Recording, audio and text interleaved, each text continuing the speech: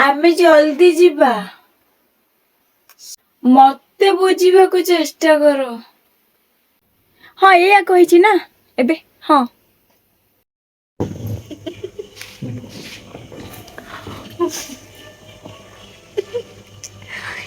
Hello everyone welcome back to my new blog. तो आज आम पलि आसीचु आम चंद्रशेखर स्टूडियो। हाँ चंद्रशेखर स्टूडियो आसीचु मोर आज डबिंग अच्छी बोधे दोष थिला मो भाग्यर तार डबिंग अच्छी डबिंग पे आसचो बट एते ट्राफिक आम बाहर घर 7टारे पहुँचला बेले 8:30 भुवनेश्वर तो ये कौ area sorry Puri canal road तुम कौन कहला एटा होची पुरी केनाल रोड और स्टूडियो चंद्रशेखर। এই স্টুডিଓ ଆମର ଗୀତ କରିବାର ଅଛି ଆଗକୁ।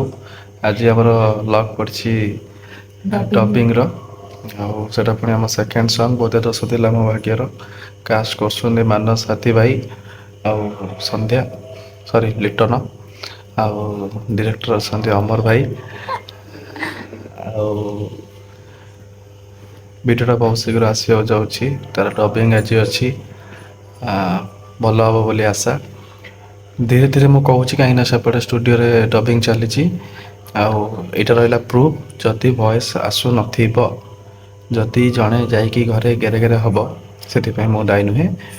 ଆଉ ଆଶା ଅଛି ଡବିଂଟା ବଢ଼ିଆ ହେବ। ଆଉ ଏଇଟା ଗୋଟେ ଫାର୍ଷ୍ଟ ଏକ୍ସପିରିଏନ୍ସ। ଏହା ପୂର୍ବରୁ ସୁଭଦ୍ରାଙ୍କ ଗୋଟେ ଗୀତ ଥିଲା, ସେଇଥିରେ ସେ ଡବ୍ର ଗୋଟେ ଏକ୍ସପିରିଏନ୍ସ ଥିଲା ବଟ୍ ସେଟାକୁ ବହୁତ ଦିନ ହେଇଗଲାଣି। ମତେ ବି ଥଣ୍ଡା ବି ହେଇଗଲାଣି। ହଁ ସେଥିପାଇଁ ଗୀତ ନାଁ ବି ବୋଧେ ଦୋଷ ଥିଲା ମୋ ଭାଗ୍ୟର। ଏତେ ପର୍ଯ୍ୟନ୍ତ ଥଣ୍ଡା ନଥିଲା କିନ୍ତୁ ଡବିଂ ବେଳକୁ ହିଁ ଥଣ୍ଡା ଆରମ୍ଭ ହେଇଗଲା। ଯେହେତୁ କ'ଣ କହିବି, ଆଉ ଲେଟ୍ ବି ହେଲାଣି, ଟାଇମ୍ ହେଲାଣି 9:15। ଆଉ କେମିତି କ'ଣ ଡବିଂ ହେବ ସେଟା ଆଗକୁ ଗଲେ ଜଣାପଡ଼ିବ। ସବୁ ୟା ଭରସା। ଜୟ ଜଗନ୍ନାଥ। ଦେଖନ୍ତୁ ଆଗକୁ ଭିଡ଼ିଓ କେମିତି ହେଉଛି, ଡବିଂ କେମିତି ହେଉଛି। ତମ ହାତରେ ପଘା ଆଉ ତା ହାତରେ ତ ସବୁବେଳେ ପଘା ଥିଲା ହିଁ ଥିଲା। ଭିଡ଼ିଓଟାକୁ ଲାଷ୍ଟ ଯାଏଁ ଦେଖନ୍ତୁ। ଆସନ୍ତୁ ଆପଣଙ୍କୁ ଦେଖାଉଛି ଚନ୍ଦ୍ରଶେଖର ଷ୍ଟୁଡ଼ିଓ। ଏଇଟା ହେଉଛି ଆମ ଚନ୍ଦ୍ରଶେଖର ଷ୍ଟୁଡ଼ିଓର ଲୋଗୋ। ବହୁତ ବଢ଼ିଆ ଲୋଗୋ ହେଇଛି। ଆମେ ଆସିକି ଏଇଠି ଏବେ ପହଞ୍ଚି ଯାଇଛୁ। ଭିତରେ ବସିଛନ୍ତି ବୋପା ଗୋଡ଼ ହଲେ ହଲେ ତତେ କହିବିନି ସ୍ୱାର୍ଥପର ବୋଧେ ଦୋଷ ଥିଲା ମୋ ଭାଗ୍ୟର ବୋଧେ। ତାହେଲେ ରହିଲି, ପୁଣି ଦେଖା ହେବ ନେକ୍ସଟ ଭିଡ଼ିଓରେ। Thank you so much. Hello video start ହେଇନି ନେକ୍ସଟ ଭିଡ଼ିଓ କୋଉଠୁ ଆସିଲାନି ଭାଇରେ 10ଟା ହେଲାନି ଡବିଂ ଷ୍ଟାର୍ଟ ହେଇନି। ଆଉ ଏଠି ଯେଉଁ ଲୋକଟା ବସିଛନ୍ତି ମୋତେ ଅନ ନା କ'ଣ କହିଲା ମୋତେ କ'ଣ କହିଲ? ହଁ ଯେତିକି କୁହାହେଲା ସେତିକି କର। ହଁ ଧରିଲ ମୁଁ କହୁଛି, ମୁଁ ଏବେ କହିବି ଧର। କ'ଣ କହିଲ? ଯେତିକି କୁହାହେଲା ସେତିକି କର। ହଁ କିଏ ତମେ କିଏ? ମୁଁ ତୁମକୁ ଚିହ୍ନିନି ତ? ତମ କଥାରେ ମୁଁ ଅଛି। ଆଖି ପଡ଼ିଗଲାଣି। ହଁ ବହୁତ ଟାୟାର୍ଡ। ଆଖିରେ ସେଫ୍ଟି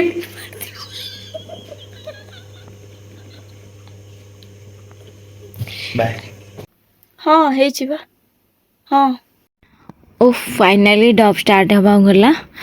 10:15 ହେଲାନି। ମୁଁ ଦେଖୁଛି ସ୍କ୍ରିନ୍ରେ କେମିତି କ'ଣ ମୁଁ ଭଏସ୍ ଦେଇଛି, ତାକୁ ନେଇକି ମୋତେ ଦେବାର ଅଛି ଭଏସ୍।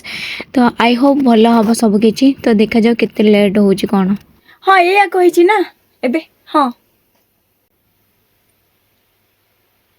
ଏଇଟା ଆଉ ଟିକେ ହେଇପାରିଥାନ୍ତା।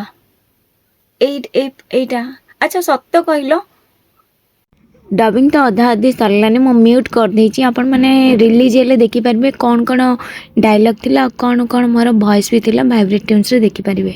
ଇଏ ବହୁତ ଲମ୍ବା ହେଇଯିବ, ନହେଲେ ମୁଁ ଭୁଲିଯିବି। ଏତେ ସାରା ଡାଇଲଗ୍ ଅଛି। ଏଇଟା ମୋର ନେଗେଟିଭ୍ର ଡାଇଲଗ୍ ଚାଲିଛି। ଛାଡ଼ ଛାଡ଼